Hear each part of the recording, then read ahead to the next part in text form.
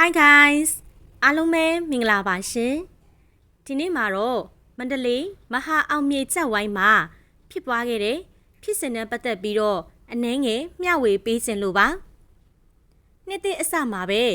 ဟောင်းကြောက်စိမ့်မှတရုတ်ကုန်တွေကကြောက်မြေတနာလုပ်ငန်းရှင်တွေ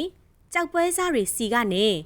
တိမ်ပေါင်း9000ကျော်တန်မိုးရှိတဲ့ကြောက်စိမ့်တွေကိုလိမ်လည်ပြီးတော့ထွက်ပြေးသွားခဲ့တာပါခါတိုင်းဆိုရင်ဒီတရုတ်ကုန်တွေကပေါ့နော်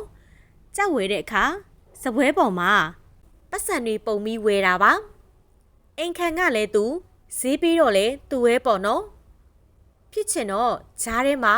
ကြောက်ဝိုင်းပိတ်ရက်နဲ့တိုးသွားတာပါချိတ်စီးထားတာတွေနဲ့ငွေချေရမယ့်ကြောက်တွေကိုလည်းမချေဘဲနဲ့အကုန်မသွားတာပါရှင်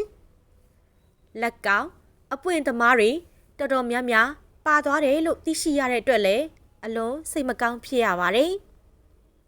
အားလုံးပဲအယောင်းဝယ်လုပ်တဲ့အခါမှာအထူးဂရုစိုက်ကြပါအောင်နော်